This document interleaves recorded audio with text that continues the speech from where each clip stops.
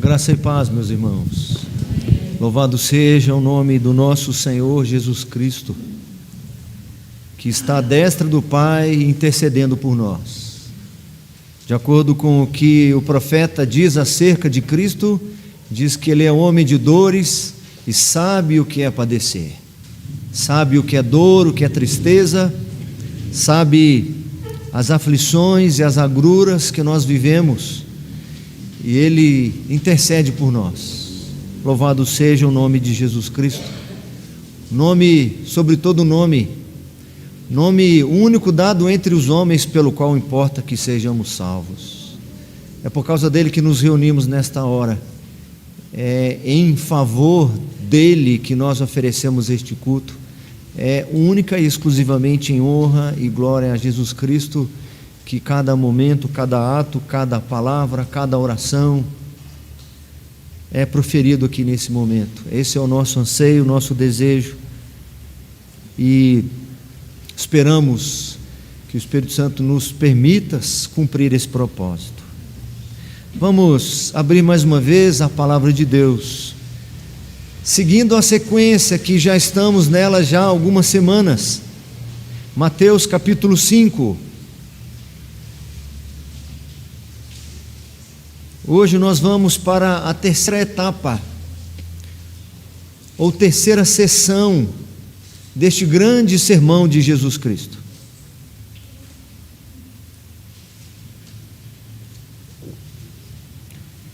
O sermão que percorre os 3 capítulos de Mateus, Mateus capítulo 5, capítulo 6 e capítulo 7, aonde nós aprendemos que ser discípulo de Jesus é ser diferente.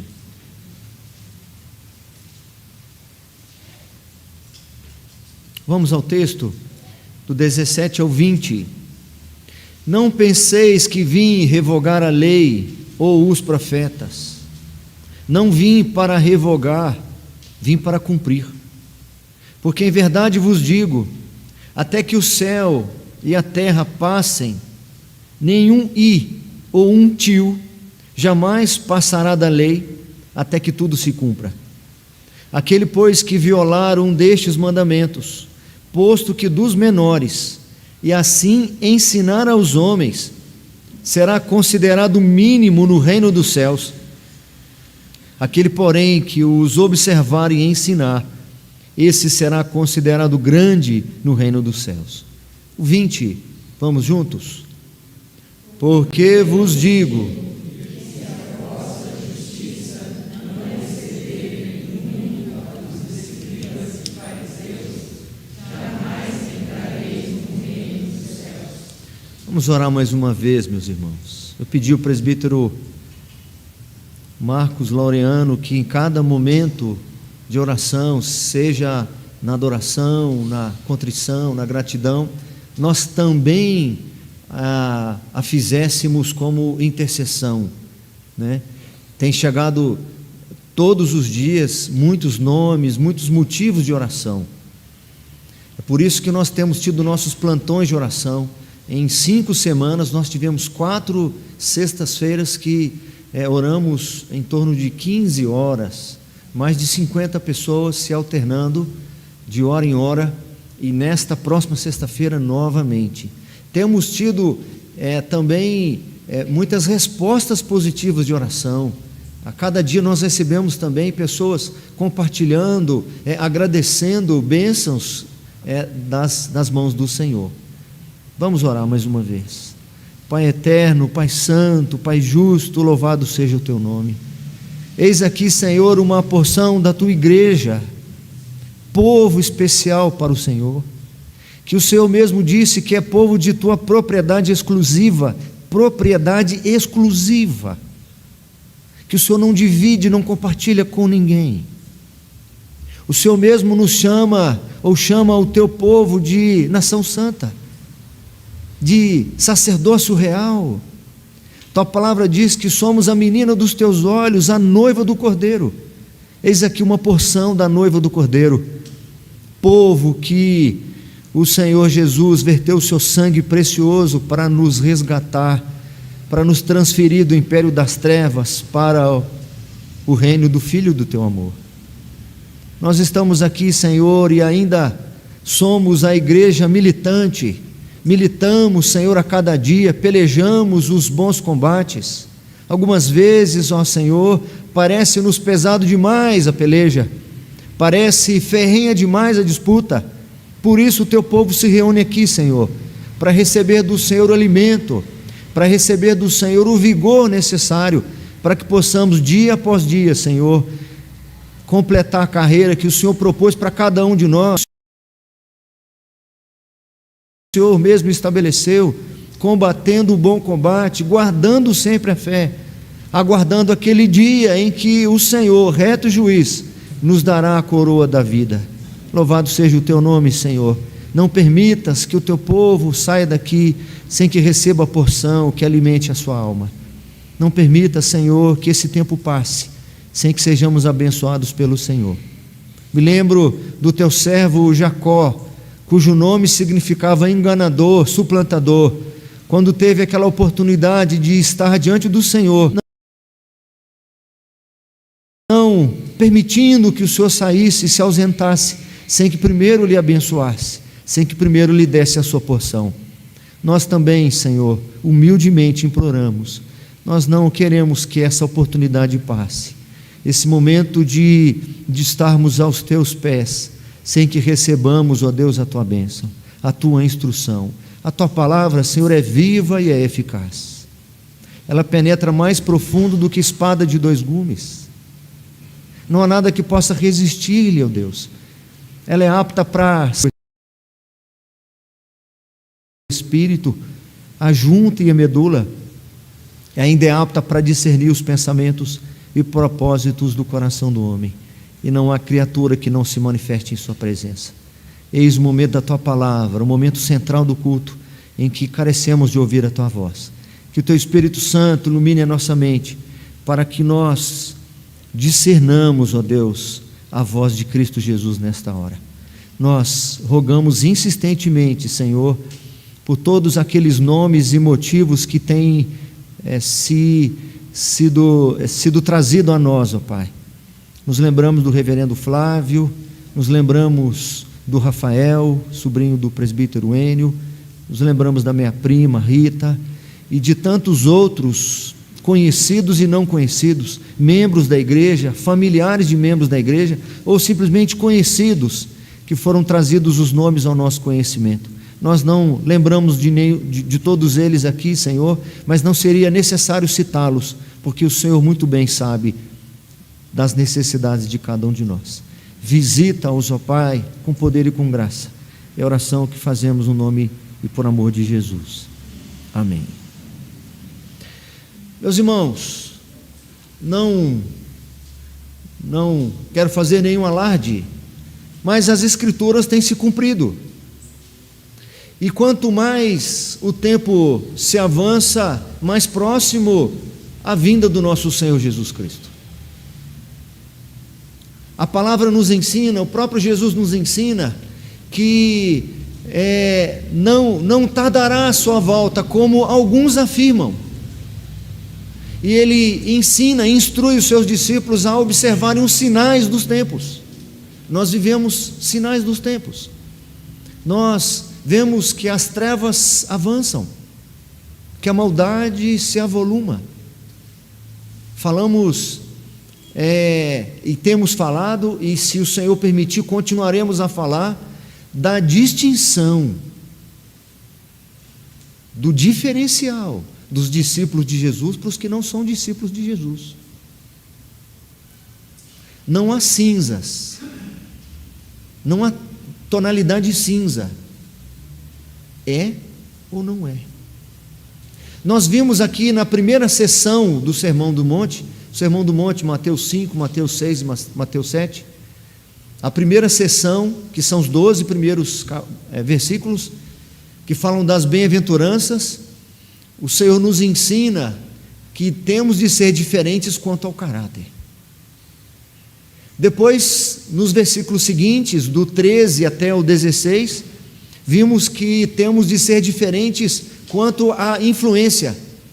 Se de fato formos ou possuímos as marcas das bem-aventuranças, se formos aquele tipo de discípulo genuíno e autêntico, obrigatoriamente nós passaremos para a etapa 2.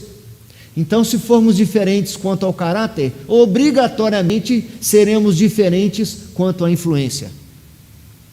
E a negativa, ela é também verdadeira. Se houver pouca influência, naturalmente, há pouco caráter. Muito caráter. O caráter de Cristo, muita influência.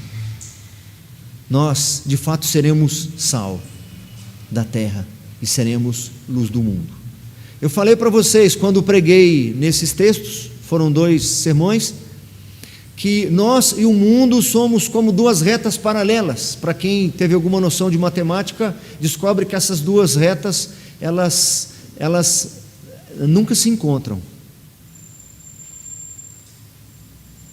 Vós sois o sal, e eles a terra. Vós sois a luz, e eles o mundo.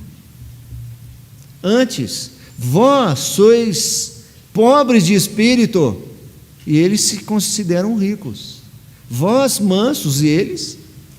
É assim que o Senhor apresenta o padrão do discípulo, o difere de qualquer outro que não seja discípulo. Mas diferente da matemática, essas 2 retas, há uma possibilidade de uma interferência entre uma reta e a outra reta. E a possibilidade dessa interferência ou dessa influência é justamente a diferença. Quanto mais diferentes vocês forem, quanto mais íntegros vocês forem, vocês salgarão mais, e vocês alumiarão mais, e naturalmente atrairão mais. Seguindo com esse mesmo propósito de ensinar-nos que somos diferentes, enquanto discípulos de Jesus, temos de ser diferentes. Agora, nessa terceira sessão, o nosso Senhor nos ensina que somos diferentes quanto à justiça.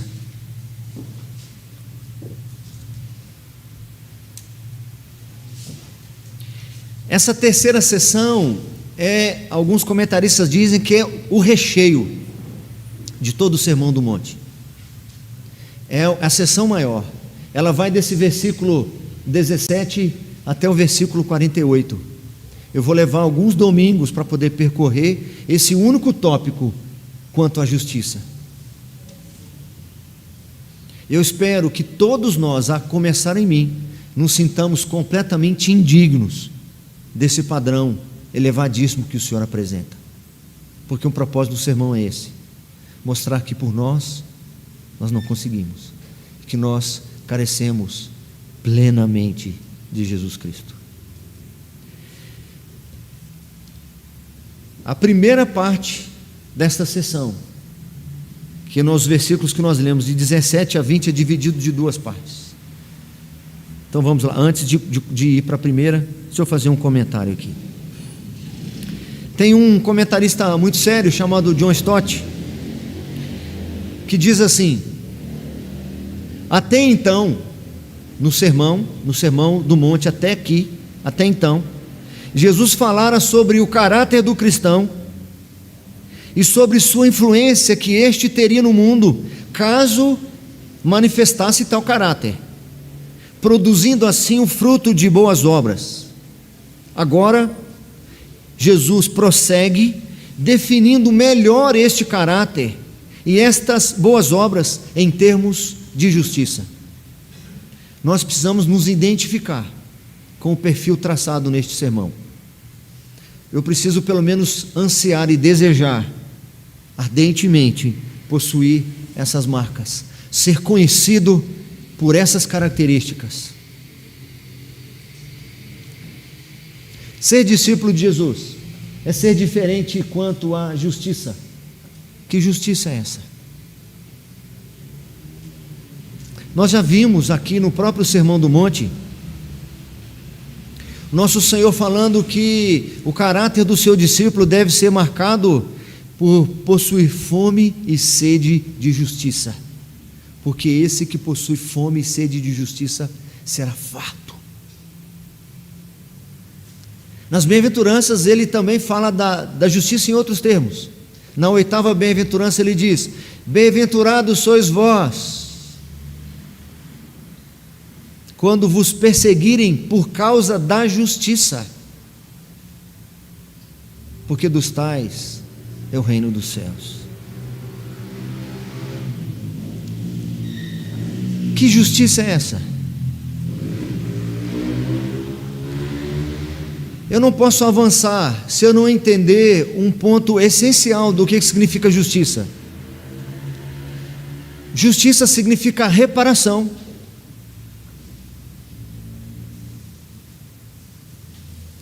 Uma ofensa é feita, então a reparação dessa ofensa é justiça. Um crime foi feito, a reparação desse crime, a compensação do prejuízo, a compensação da ofensa, e você completa a frase. Eu já dei sinônimos o suficiente, eu acho. A maior ofensa realizada na história da humanidade, e quando eu digo ofensa, eu digo injustiça. A maior ofensa feita, o maior crime cometido, a maior injustiça feita e a maior necessidade de reparação foi a quebra da aliança com o Criador. Foi quando os nossos primeiros pais agiram de forma a romper o trato, a aliança. Um crime tão gravíssimo que a pena para esse crime era a condenação eterna. E a reparação, ou seja, a justiça, foi satisfeita quando o Filho de Deus, consubstancial com o Pai, ou seja, tendo a mesma substância que o Pai. Então, os adolescentes que estão anotando aí palavras novas, se quiser anotar, consubstancial é um termo teológico, cunhado na história da igreja, nos concílios. Consubstancial significa da mesma substância. Então a reparação, a justiça foi satisfeita quando o Filho de Deus, da mesma substância que o Pai, se fez homem para se colocar como representante da humanidade e fazer tal reparação. A ofensa à justiça, a ofensa que foi feita à justiça, foi justamente a quebra da lei, e a sua reparação é a obediência irrestrita à lei.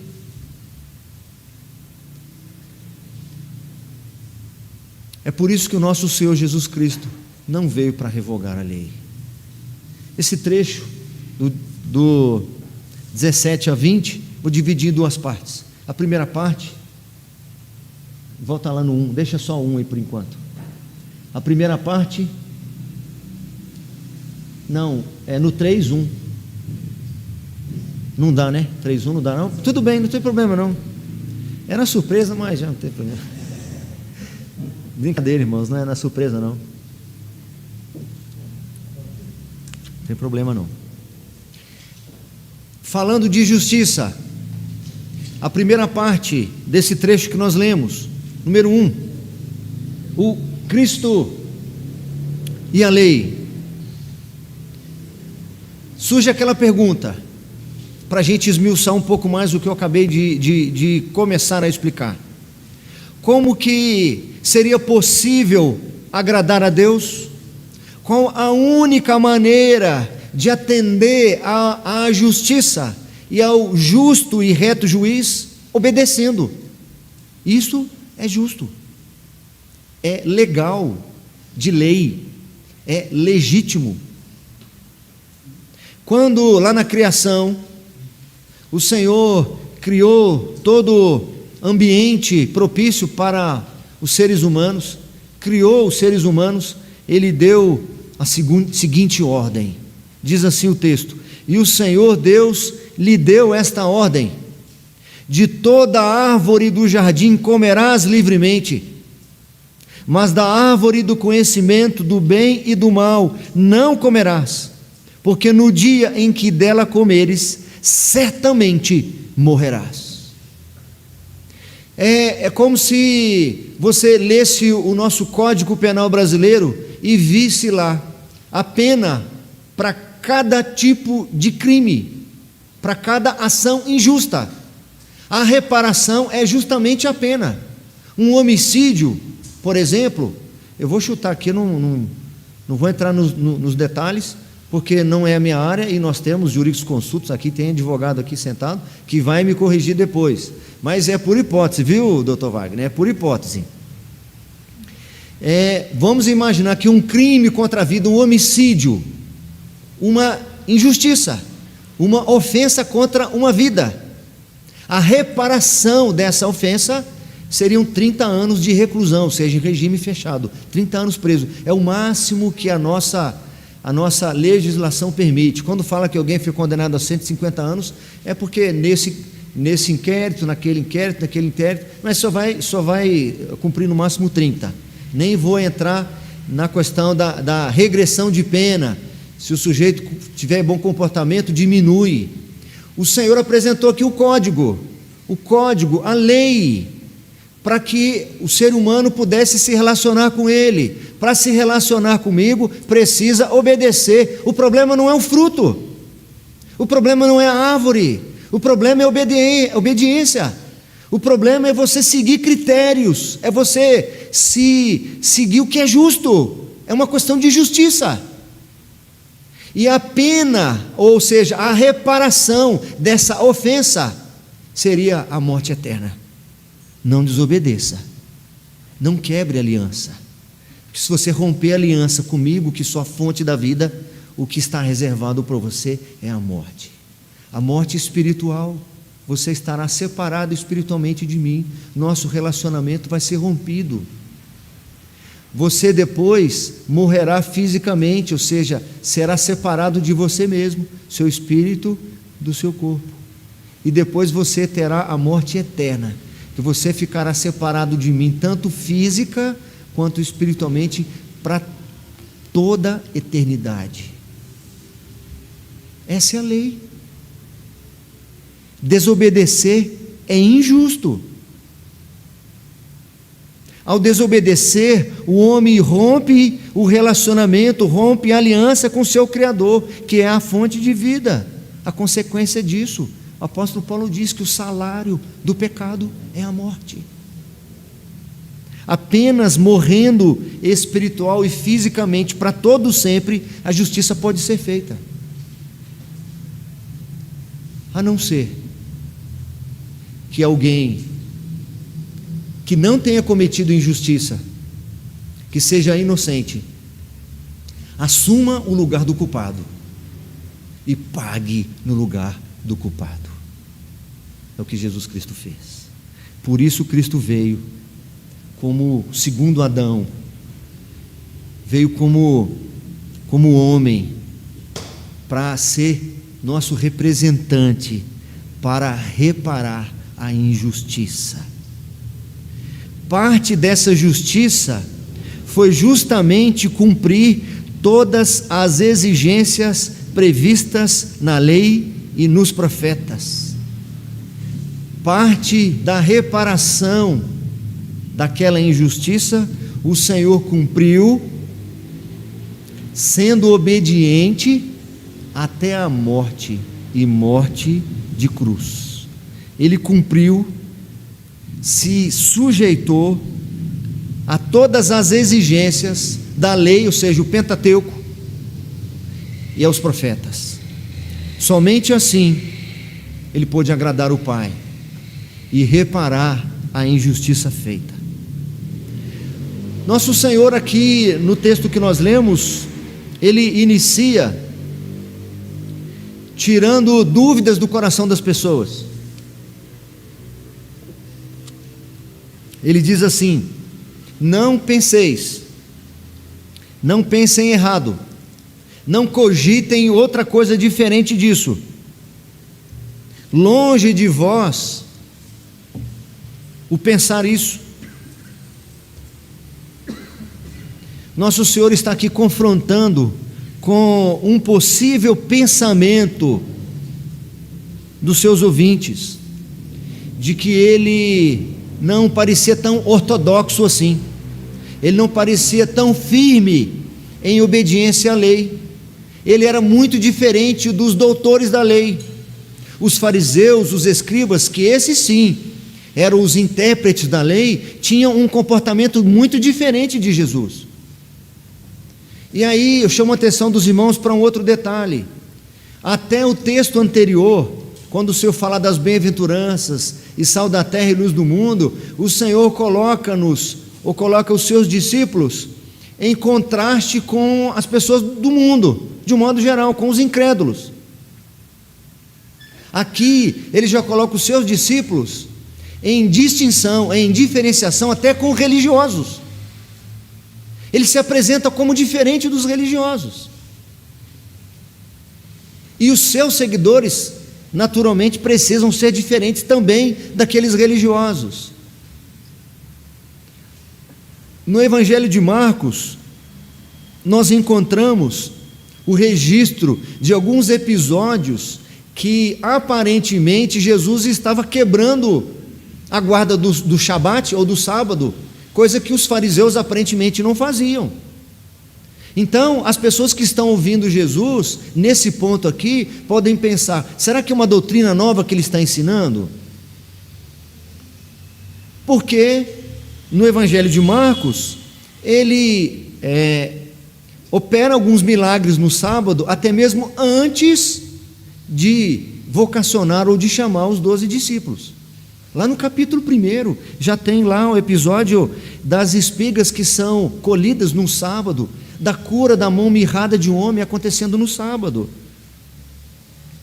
Então, desde o início do seu ministério, algumas pessoas já reconheciam que a sua autoridade era diferente. Nós encontramos registros desse tipo, entre aspas: que venha a ser isto? As pessoas perguntavam: que venha a ser isto? É uma nova doutrina? Ou ainda, com autoridade ele ordena aos espíritos imundos e eles lhe obedecem? Então eles podiam estar pensando que Jesus veio revogar a lei, que Jesus agora vem ensinar novas doutrinas. Diferente dos fariseus, nosso Senhor ensinava na primeira pessoa. Nós vamos ver isso aqui várias vezes.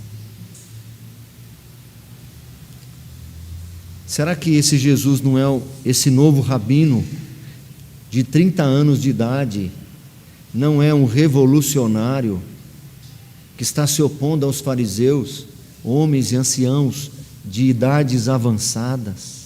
Eles podiam ter dúvidas. Muitas vezes Jesus lhes ensina assim: em verdade eu vos digo. Ele não está dizendo assim como a lei de Moisés ensina. Ele não fala assim. Ele fala com sua própria autoridade. Por esta razão, alguns podiam pensar erroneamente acerca dele. E ele não quer que se pense diferente dele. Ele não quer que aqueles tenham dúvida em relação ao relacionamento de Jesus com o Antigo Testamento. Pois nós encontramos pessoas nos nossos dias, cristãos nos nossos dias, que acham que o Antigo Testamento não tem eficácia, não tem ensino nenhum para nós.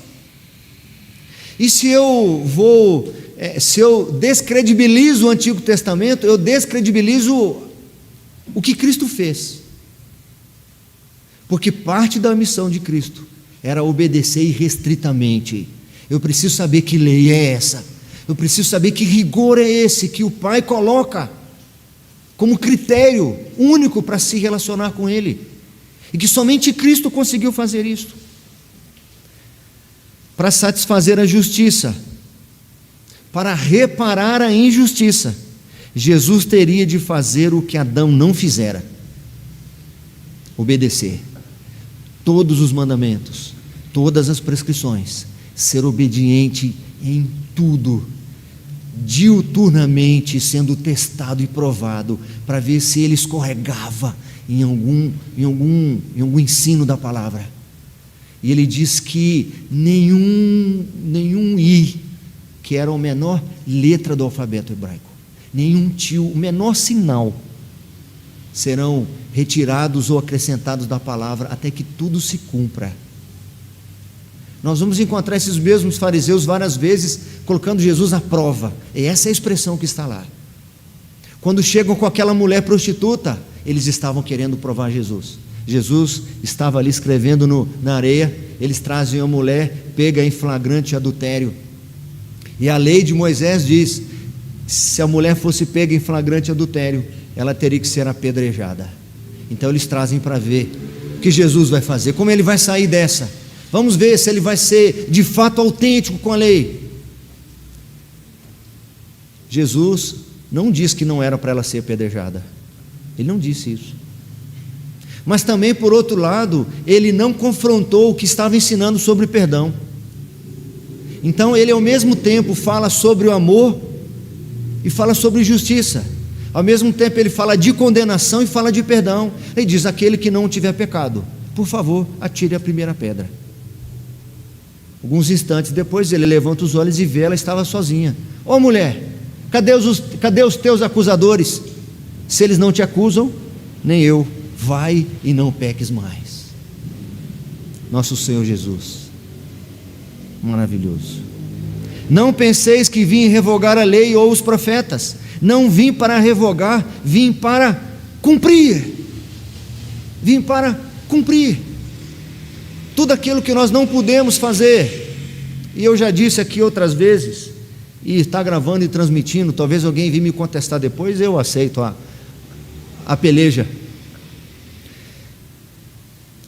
Deus não perdoa, irmãos. Deus não perdoa. Eu disse isso no estudo bíblico, que algumas pessoas ficaram assustadas. Eu tive que explicar, e eu vou explicar. Deus não perdoa, porque perdoar é injusto. Não é injusto? Fala para uma mãe que um filho de 3 anos de idade foi abusado, morto, num julgamento. Pergunta para ela: ô mãe, vamos deixar por isso mesmo, o sujeito aqui perdeu a cabeça, vamos dar uma colher de chá para ele. Tudo bem que ele matou seu filho, você não vai ver seu filho crescer, você nunca mais vai ver seu filho. Você não vai levar seu filho para a escola, não vai ensinar para ele as primeiras letras, não vai ensiná-lo a andar de bicicleta, não vai participar das suas formaturinhas, não vai ter videozinho da escola, não vai ver seu filho se casar, você não vai ver nada, mas deixa sair livre o sujeito. É justo isso? Não é justo. É por isso que a segunda pessoa da Trindade, o Deus eterno, se faz homem. Sabe para quê? Para se colocar diante do Pai e diz: tudo que esse sujeito merece, cobra de mim. Então a justiça foi feita. Não penseis que eu vim revogar a lei, eu vim para cumprir. Eu não posso minimizar o que Jesus Cristo fez, porque se eu minimizar o que Jesus Cristo fez, a salvação estará em risco para mim, porque eu só sou salvo porque a justiça foi feita, a injustiça foi reparada. Um inocente foi morto no meu lugar, o inocente suportou a ira do Pai em meu lugar. Além disso, há um outro significado para essa expressão cumprir. O Novo Testamento entende que todo o Antigo Testamento apontava futuramente para Cristo e as bênçãos que Ele traz. Todo o sistema sacrificial que nós encontramos lá no Antigo Testamento, eles apontavam para Cristo. Então, quando Jesus diz assim: não penseis que eu vim revogar a lei ou os profetas, não vim para revogar, vim para cumprir.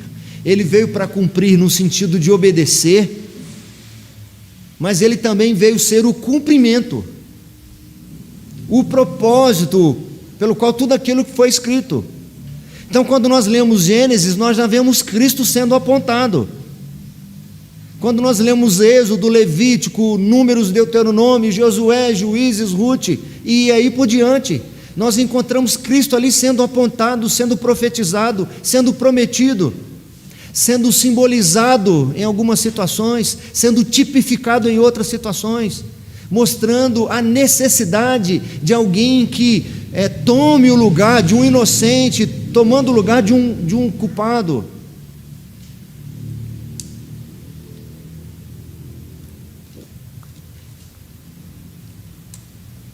De fato, tudo o que estava escrito sobre Cristo na lei de Moisés, nos profetas e nos salmos, tinha de ser cumprido. É por isso que o nosso Senhor era contumaz em relação à sua missão. É por isso que Ele era completamente determinado em cumprir a sua missão.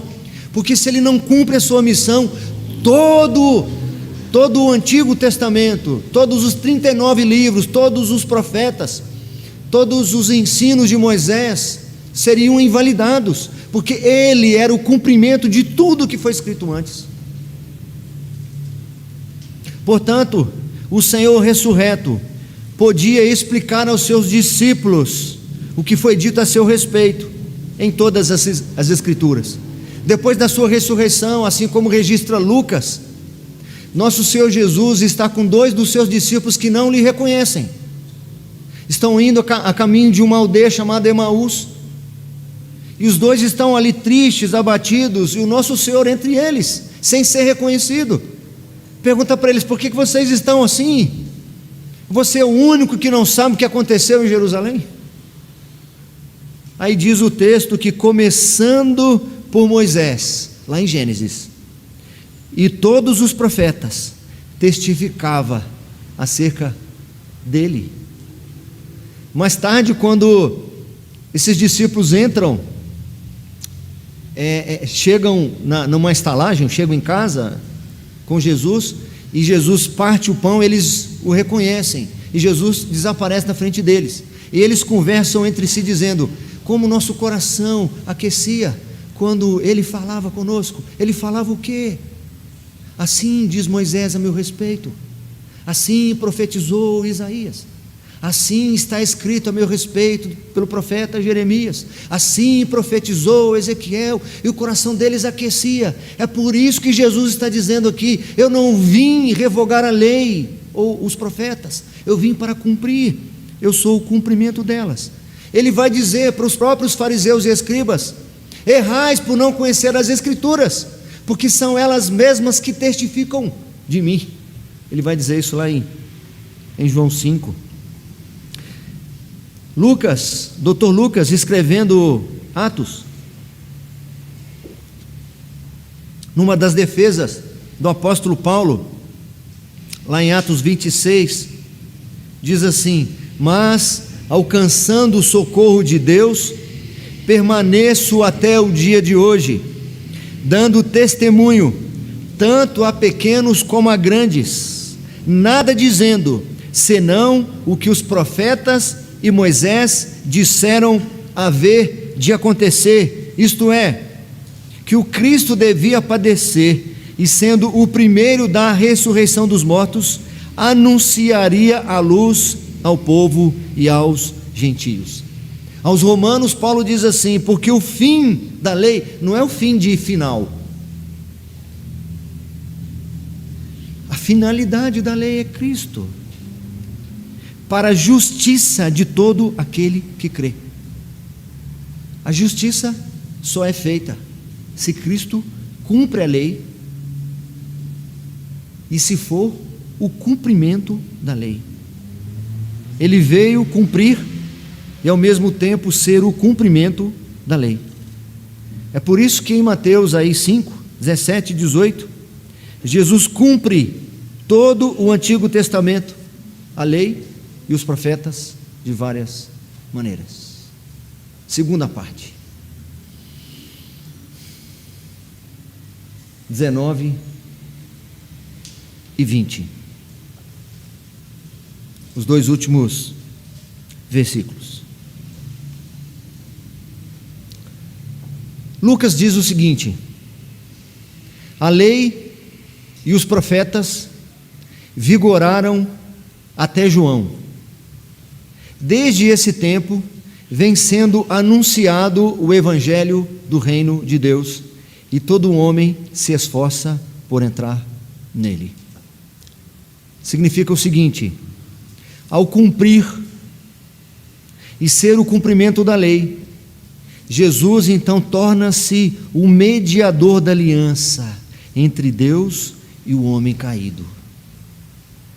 Eu cumpri a lei. É por isso que numa das palavras lá na cruz, ele diz: está consumado. Significa as duas coisas, que ele cumpriu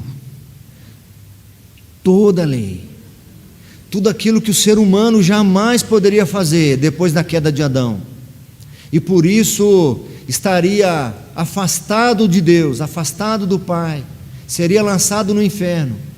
Então Jesus vem e cumpre cabalmente isto, e é o cumprimento de todas as promessas.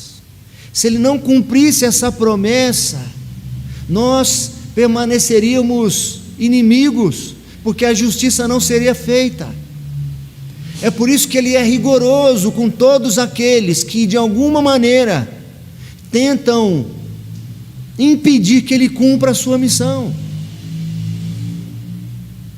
Seus discípulos chegam para ele quando ele estava falando para uma mulher samaritana. Eles acham que Jesus poderia estar embaraçado ali, falando com aquela mulher. Então eles tentam tirar Jesus daquela situação embaraçosa que eles acham. Senhor, trouxemos aqui a comida, o marmitex, vem, por favor, vamos tirar o mestre dessa situação, vem, opa, para com isso, uma comida eu tenho para comer. Não é essa daí, porque a minha comida e a minha bebida se consiste em fazer a vontade do meu Pai e realizar a sua obra. A minha comida, a minha bebida, o ar que eu respiro, eu existo para cumprir essa missão. Porque se eu não cumprir essa missão, você vai para o inferno, e você não está sabendo disso. Quando ele cumpre, com esse mesmo Pedro, ele vai dizer lá em Mateus 16, quando ele está dizendo acerca do seu sofrimento, daquela paixão que ele teria de passar, Pedro o retira à parte e começa a exortá-lo, o discípulo exortando o mestre: Senhor, isso não vai te acontecer de maneira nenhuma. Como não vai me acontecer?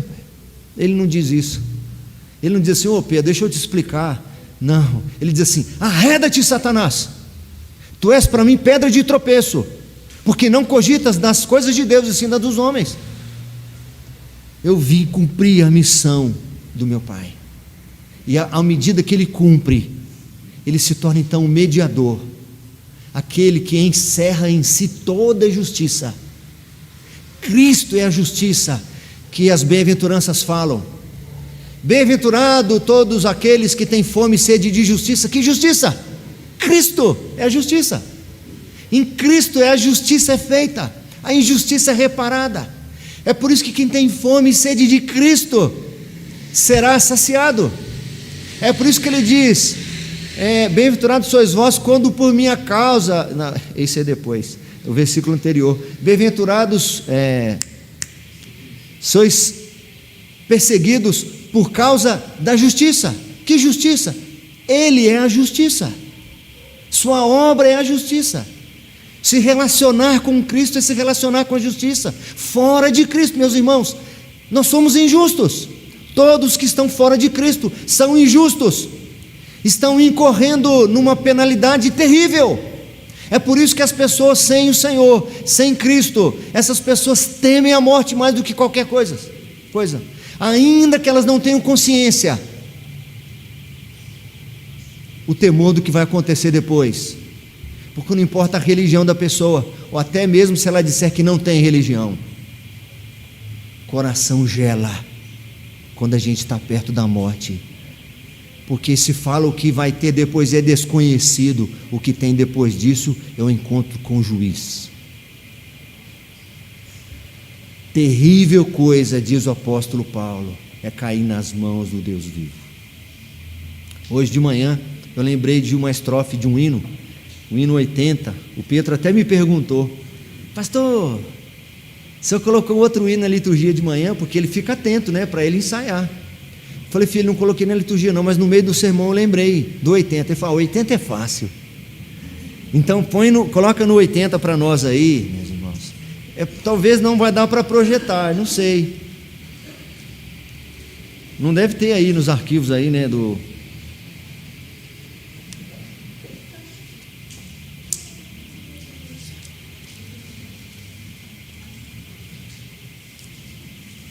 Essa estrofe 3, só um instante. A estrofe 3 diz assim: ninguém pode calcular, nem sondar tão grande amor, que me faz limpo e feliz do juiz, sem ter pavor. É por isso que Jesus ensina para nós: deixo-vos a paz, a minha paz vos dou, não vou lá dou como o mundo a dá. Não se turbe o vosso coração, nem se atemorize. Que paz é essa?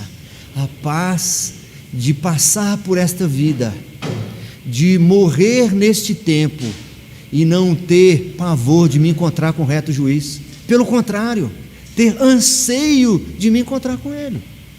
Vamos cantar essa estrofe 3 e o coro?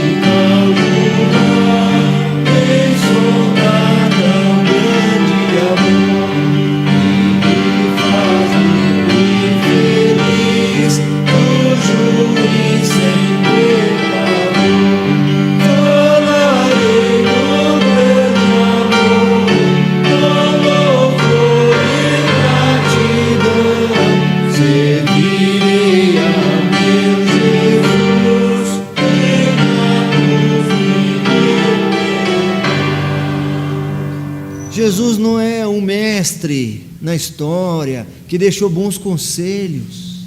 Jesus é um reparador da injustiça.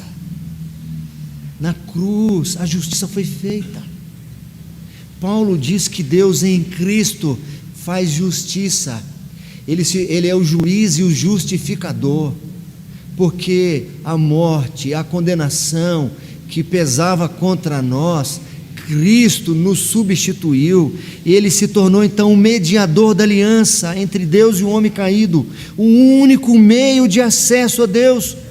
É por isso que Ele diz que Ele é o caminho, a porta, a única verdade, o único acesso ao Pai. Não há alternativas, não há outras possibilidades, não há janelas, portas e gretas, a não ser Cristo, que é a própria porta. Por isso é o cúmulo da loucura não dar ouvidos aos seus mandamentos, os mandamentos do reino. Então é o seguinte: Cristo cumpriu tudo e torna agora o detentor de toda a lei e profetas, e diz: você será diferenciado, você será integrante do reino, se você me obedecer. Você não precisa agora ficar preocupado com preceitos diferentes do que eu vou ensinar. Tudo que eu ensinar para vocês, vocês precisam obedecer irrestritamente. Todo o Sermão do Monte dá ênfase à obediência a Jesus. Quando ele termina o Sermão do Monte, diz assim: todo que ouve estas minhas palavras e as cumpre é comparado ao homem prudente que edificou sua casa sobre a rocha. Tem um refrão aqui no Sermão do Monte que é assim: mas eu lhes digo. Nesse capítulo 5, ele aparece no verso 20, 22, 26, 28, 32, 34, 39 e 44. O Antigo Testamento apontava para o Messias e o reino que ele inauguraria. Jesus afirmando cumprir essa previsão do Antigo Testamento, apresenta o reino a seus seguidores. Ele ressalta a obediência e a justiça excelente. Não é qualquer obediência, não é qualquer justiça. É uma obediência e uma justiça excelente. Repete comigo, relê comigo o versículo 20, por favor, nós já estamos caminhando para o fim. Versículo 20. Porque vos digo,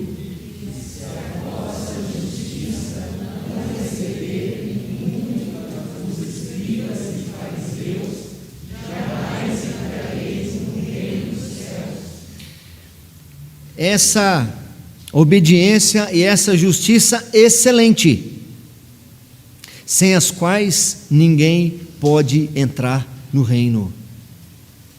As palavras finais de Jesus no Evangelho de Mateus são: toda a autoridade me foi dada nos céus e na terra. Ide, portanto, e fazer discípulos de todas as nações, batizando-os e ensinando-os a obedecer, dependendo da versão vai dizer guardar, né? Obedecer tudo o que eu vos tenho ordenado. A nossa relação com a lei, como cristãos, é de obediência total a Cristo. Novamente vemos a distinção daqueles que pertencem ao reino dos céus, a distinção, a diferença dos integrantes do reino dos céus dos demais.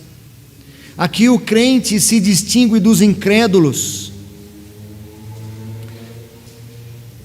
discípulos de um lado e o mundo do outro. Os verdadeiros discípulos se distinguem também dos religiosos daqueles dias. De um lado, os discípulos, do outro lado, os fariseus. Uns eram integrantes do reino dos céus e os outros integrantes do reino deste mundo. O que os diferencia nesse trecho? A justiça. E justiça nesse contexto era a obediência à palavra de Deus, obediência a Jesus.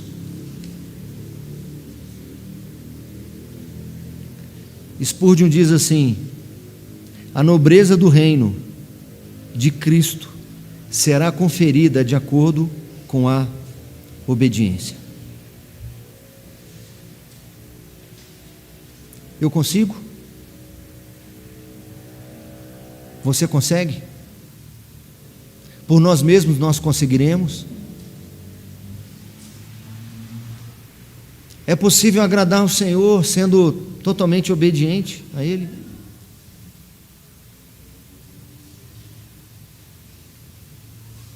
Ele diz que a nossa justiça precisa exceder dos escribas e dos fariseus.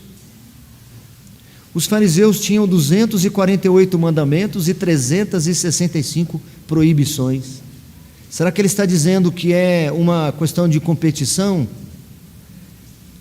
Nós estamos observando 245 mandamentos, enquanto os fariseus estão obedecendo só 240. Não é isso. A justiça, a obediência que agrada a Deus é interna, da mente e de motivação, porque Deus vê o coração. Os fariseus não observavam a lei de maneira adequada e também ensinavam errado. Os discípulos devem observar de maneira adequada e ensinar de maneira correta.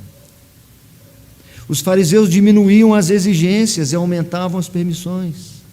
Não se deve acrescentar facilidade nem diminuir dificuldade. Isso é muito sério, meus irmãos. Implica em ser ou não ser do reino. Além disso, mesmo entre os que pertencem ao reino, há aqueles que se avançam mais do que outros, segundo o que Jesus disse aí. Agora nós sabemos, meus irmãos, que as Escrituras nos ensinam que o Senhor fez promessas, e essas promessas se cumprem em Cristo. O mesmo Cristo que nos exige obediência, em ouvi-lo e segui-lo irrestritamente, ele é o cumprimento de promessas como a do profeta Jeremias, que diz assim, que Deus prometeu: na mente lhes imprimirei as minhas leis, também no coração as inscreverei. O profeta Ezequiel, outra promessa: porei dentro de vós o meu espírito e farei que andeis nos meus estatutos, guardareis os meus juízos e os observareis. Ou seja, se todas essas promessas do Antigo Testamento, elas são viáveis em Cristo, então o mesmo Cristo que exige obediência para eu demonstrar que sou integrante do reino, se eu o obedeço, então a minha justiça excede dos escribas e fariseus. Se a minha justiça é do coração, se a minha mente e o meu coração estão voltados e submissos a Cristo, então eu sou integrante do reino. A minha justiça é satisfeita em Cristo. Mas como eu vou conseguir que a minha justiça seja do coração? Como eu vou conseguir de fato alcançar um patamar tão elevado? O próprio Cristo é que torna isso possível. Ao mesmo tempo que Ele exige, é o mesmo que dá a condição. Nós temos aqui no Sermão do Monte, até esse momento, as bases de duas doutrinas essenciais. A primeira doutrina, da justificação pela graça mediante a fé. Quando o Senhor diz assim: quer entrar no reino? Você precisa ser completamente destituído de orgulho, de vaidade, de avareza, porque apenas os pobres de espírito que herdam o reino dos céus. Como eu posso, Senhor? Como eu posso obter justiça por mim mesmo? Como eu posso conseguir fazer isso? Como eu posso me tornar manso nesses moldes? Como eu posso ser o que chora nesses moldes que o Senhor está apresentando? Como eu posso ser esse pacificador que o Senhor está exigindo?